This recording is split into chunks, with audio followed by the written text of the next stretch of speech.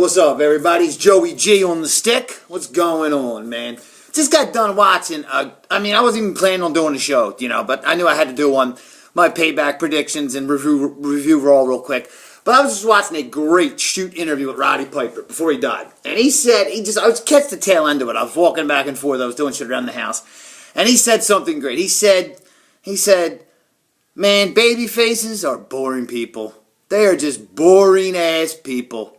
Fuck that, I'm a fucking heel. Excuse me, I'm not trying to use the F-bombs, but they're the exact words he said. And it's the truth. They're boring ass people. They are. Unless you're a Stone Cold or The Rock. You know what I mean? Or Hogan back in the day, because, as a kid I loved it. But as a grown man, it does nothing for me.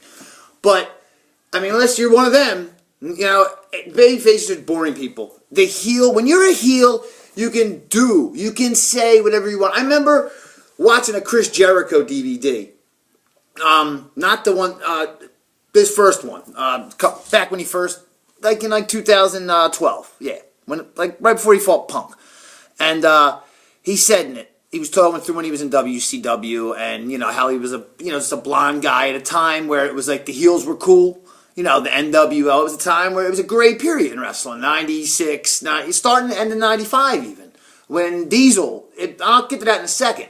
But end of 95, 96, 97, 98, it was all great. It was the Attitude Era, you know what I mean? Until 99, then you kind of saw Austin as a face, The Rock as a face, But from 96, 97, and mostly 98, it was a great period. And Chris Jericho was stuck in, a great talented guy, a great heel, and he told the story how Terry Taylor, one night before Nitro said, we're going to turn you heel. And if you can remember that, when he first became a heel, you can be yourself. Like when The Rock turned heel, he said, okay, you're going to turn me heel, that's great. Let me just say one thing from the bottom of my heart. And he said, Rocky might be a lot of things, but sucks ain't one of them.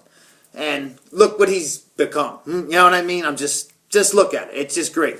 But same thing with Roman, and I've said it again and again and again. That's where I get the payback predictions, and I'm not going to go over every match. I'm not like that, you know what I mean? I know the matches and everything in every match, and I just go where I want to go over. You know what I mean, basically? And what you fans want to hear. I know you just don't want to hear about the shit matches and the corny matches, so I'm not going to bring that up, you know what I mean? But payback, I'm going to go right to the title match, and I'll get to the other matches. Roman Reigns and AJ Styles. You don't know what they're going to put last. Vince McMahon making that big announcement, and I'm going to be honest, I think it's the brand split. That's the big announcement. I can't see it being anything else. What else would it be? The only other thing I can see it being, as Vince says, neither one of yous are in charge, and he brings somebody out. And I don't know who that could be. Maybe Eric. That would be great if it's Eric Bischoff. I would love it. What if it was Vince Russo? It wouldn't be, but you never know. That would literally shock the friggin' world if it was Vince Russo. People's jaws would drop. Vince Russo. I would love it. I like Vince Russo. I like Eric Bischoff. You know what I mean? What if it was Jim Cornette? I don't like really John. He's all right, but I don't agree with a lot of things he agrees with. You know what I mean? But Jimmy Cornette, he's old school. He's stuck in his ways. If it was up to Jim Cornette, and him and Vince Russo hate each other so much, if it was up to Jim Cornette, we'd still... we watching scaffold matches. He's stuck. If you remember back in the Attitude Era, what Vince Russo says, just to please Jim, because Jim's stuck in his ways. If you remember the Attitude Era, they brought back the NWA, and the Rock and Roll Express was in there. Dan Severn was in there. He was the NWA champion. Jeff Jarrett, the North American champion. And that was to please Jim. Vince Russo was trying to, because Vince Russo was a respectful guy. You know what I mean? He was trying to be, polite to him, trying to be courteous. Jim Cornette's a dick. I can't, he hates on Vince Russo. Why would you, the shit he's done, wanting to kill him. Jim Cornette, I like him. He is a funny-ass dude. You know what I mean? He is. But I like Vince Russo. You know what I mean? I think Jim Cornette's just hating on Vince Russo. Really. He's just hating on him because Vince Russo made the Attitude Era, and Jim Cornette couldn't. Back in them days, they were Vince's two men. In that Attitude Era coming up, 96, 97, 98, 99, Cornette and Russo were his men. They were the two guys, and JR, Jim Ross. But Russo and Cornette, and Vince always sided with Vince. Vince McMahon always sided with Vince Russo on just about everything. And Cornette got bitter. Cornette wanted it to be like it was in 1986, when, the Midnight was fighting Rock and Roll on a scaffold. at Starrcade '86. You know what I mean? Night of the Skywalkers, whatever it was. I remember that pay-per-view as a kid because I used to like the NWA.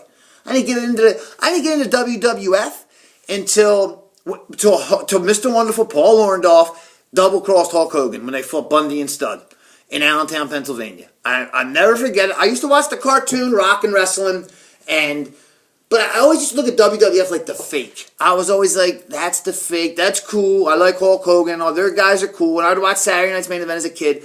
But I was an NWA guy. I mean, even as a kid, as a 7, 8-year-old kid, I liked the NWA. I can remember Roddy Piper way before he came to WWF with the Piper's Pit when he was in NWA, WCW, as before it died. Him wrestling Greg Valentine in a dog collar match at Starrcade '83. I mean, and Piper tells a story about that. He says back, that would have happened during the 90s or something. He said Jim Crockett, who was in charge of the NWA back then, which became WCW for your newcomers. What do you call it? I feel like an asshole saying that. Excuse my language. What do you call it? Jim Crockett came to Piper. And this was when Vince Sr. was just getting out, and Vince, that we all know, Vince McMahon, was coming in, and he said, Vince McMahon Sr. wants to talk to you, and his son. They want to talk to you. Usually, a promoter from another company, like, can you see Bischoff coming into the locker room and telling DDP, Vince McMahon wants to talk to you? No, Crockett was, he said he wants you to come up, because back then it was still the territories. WWF was still getting big, and Vince had a bigger vision. Had his dad put somebody else in charge, we might not have what we have today. You know what I mean? There's a lot of things could have happened, a lot of things. But getting back, and then I want to get to what I'm going to say on Payback, and I'll do another show about my Payback predictions. But I just want to get to that main event thing. Kevin Nash, if you remember, go back on the network and look at the Raw after Survivor Series 1995. The night after Survivor Series 1995 when he dropped the belt to Bret Hart. And he went out there, and that was he kicked the promo. And if you look at that promo, you tell me who that reminds you of. And he said, I'm not a corporate puppet, Vince. Back then, people knew Vince was the owner of the company, but you didn't. It was never said on TV. And he said, I wonder if he lost to Bret Hart the night before. And he said, I wonder if I could get some sleep last night. I slept like a baby. Because for the first time in a year, I was myself. And he said, 24 hours after I won the title, I'm up at Titan Towers, and they're telling me the Stooges up there, Diesel, you need to smile a little more. Diesel, you got to be a little more family-oriented. Diesel, you got to be a little more friendly. He turned into a corporate puppet. He came up with the idea, basically, of that Stone Cold gimmick. And Kevin Nash says it. Steve's my buddy. He's one of my best friends, but basically, all he did was Vince gave him my attitude, everything. He gave him everything but my name, Diesel.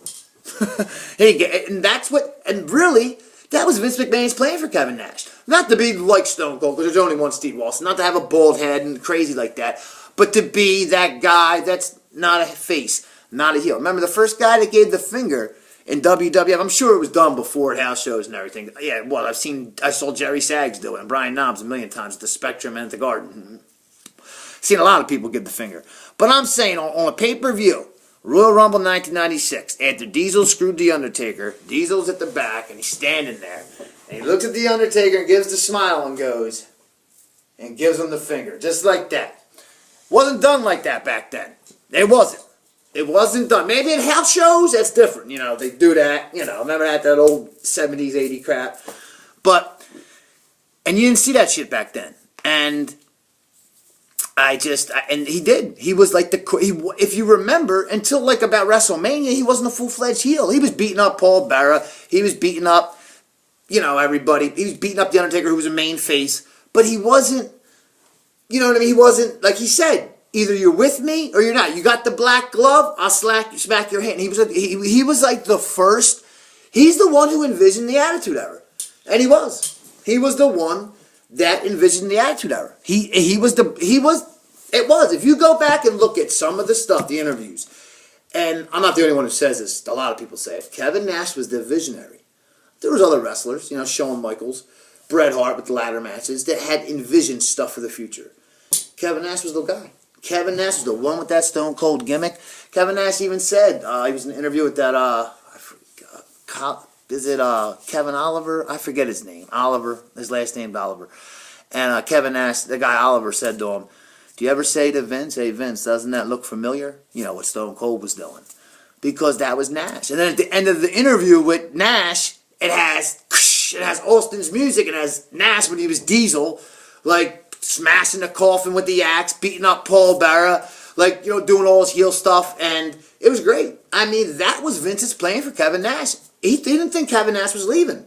You know what I mean? Until, you know, February or March, but of 96. But I know this is basically a nothing video. You know what I mean? I'll do my payback predictions like tomorrow or maybe later tonight. I don't know. It depends. I don't know what I'm doing yet. But I'm just talking, baby faces are just boring. You know what I mean? They're I mean, I know you got to have them because that's, you know, that's wrestling. You got to have baby faces. You got to have heels. But for me, I would always want to, I'm always in favor of the heels. Even as a kid, like, that's what got me into WWF.